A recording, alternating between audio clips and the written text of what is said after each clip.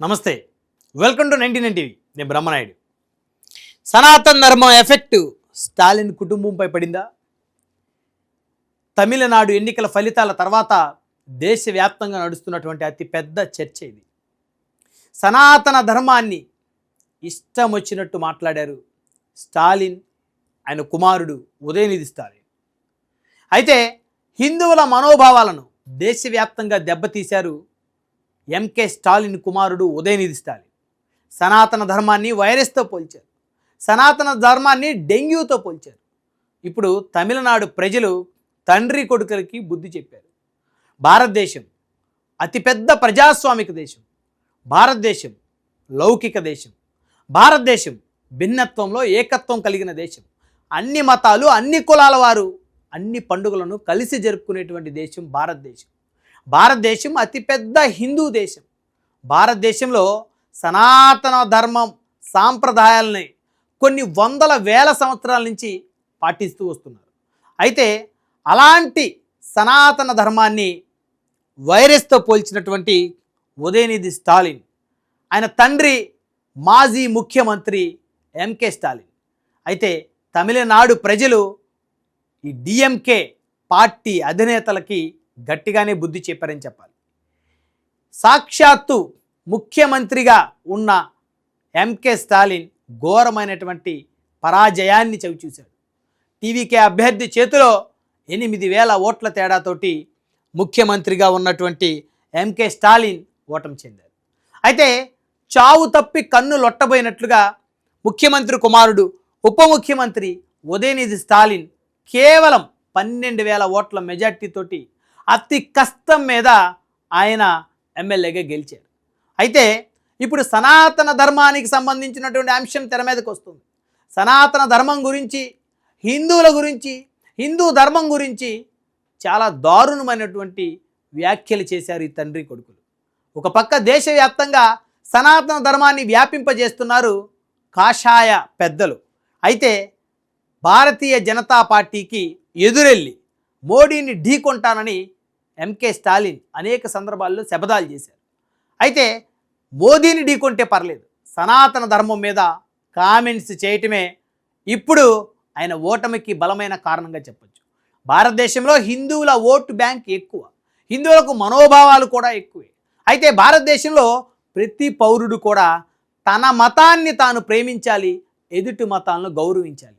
ఈ సిద్ధాంతాలను అనుసరించి ముందుకు వెళ్ళాలి. అందులోనూ ప్రజాప్రతినిధులుగా ఉన్నవారు, రాజకీయాల్లో ఉన్న వ్యక్తులు, పరిపాలకులుగా ఉన్నటువంటి వ్యక్తులు ఖచ్చితంగా ఈ ఫిలాసఫీని ఫాలో అవ్వాల్సినటువంటి అవసరం ఉంది.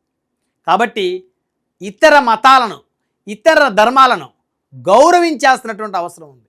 ఆచరించకపోయినా పర్లేదు, కనీసం గౌరవించాలి. అందులో పబ్లిక్లో అగౌరవంగా మాట్లాడకూడదు. ఇప్పుడు హిందూ ధర్మం గురించి, సనాతన ధర్మం గురించి అగౌరవంగా మాట్లాడి నీచమైనటువంటి కామెంట్స్ చేసినటువంటి స్టాలిన్ కుమారుడు, ఆయన ఇద్దరు కూడా ఘోరంగా తమిళనాడు ప్రజల ముందు ఈరోజు ఓటమి చెంది ఇద్దరు కనీసం ప్రజలను ఫేస్ చేసేటువంటి పరిస్థితి కూడా లేకుండా పోయింది. అయితే చావు తప్పి కన్నులొట్టబోయినట్టుగా కుమారుడు ఉదయనిధి స్టాలిన్ చివరి వరకు పోరాటం చేసి చివరికి ఎమ్మెల్యేగా 12,000 ఓట్ల మెజార్టీతో గెలిచిన పరిస్థితి.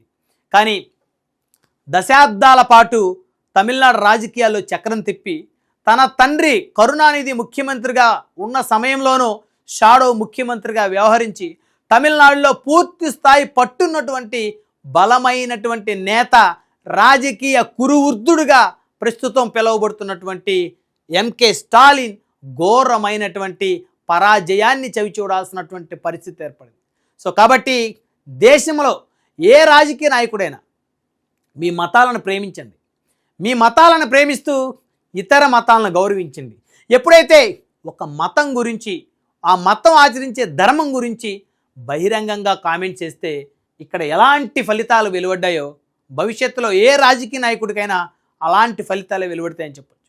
ఒక మతాన్ని టార్గెట్ చేస్తే ఆ మతాన్ని ఆచరించే వాళ్ళు లక్షల్లో, కోట్లలో ఉంటారు. అందులోనూ ప్రజాప్రతినిధులుగా ఉన్న వాళ్ళు మతాలను డైరెక్ట్గా అటాక్ చేయటం వల్ల ఘోరమైనటువంటి పరాజయాన్ని చవిచూడాల్సిన పరిస్థితి. ఆంధ్రప్రదేశ్లో సైతం ఈ మధ్య కాలంలో క్రిస్టియానిటీకి సంబంధించినటువంటి అంశాలు కూడా పదే పదే తెర మీదకి వస్తుంది.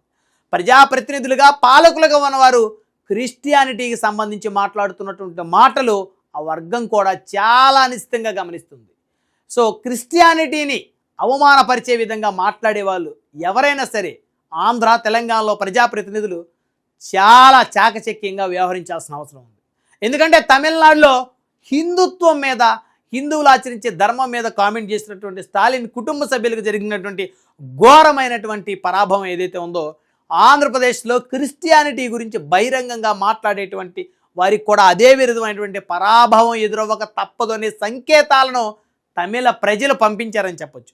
ఎందుకంటే క్రిస్టియానిటీని ఆచరించే వాళ్ళు కూడా ఆంధ్రప్రదేశ్లో లక్షల్లో ఉన్నటువంటి మాట వాస్తవం. సో క్రిస్టియానిటీ గురించి ఆంధ్రప్రదేశ్లో కూటమిలో ఉన్నటువంటి నాయకులు మాట్లాడేటప్పుడు చాలా జాగ్రత్తగా ఆచితూచి మాట్లాడాల్సినటువంటి అవసరం ఉంది. ఎందుకంటే తమిళనాడులో వచ్చినటువంటి ఫలితాలు ఆంధ్రప్రదేశ్లో రిపీట్ కాకుండా ఉండాలంటే మతం గురించి పరిపాలించేటువంటి నాయకుడు మాట్లాడకుండా ఉంటేనే మంచిది. కాబట్టి మతాల గురించి మాట్లాడేటప్పుడు ఆ మతాల నుంచి ఎదురయ్యేటువంటి వ్యతిరేకత గురించి కూడా ఆలోచించాల్సినటువంటి అవసరం ఉంది.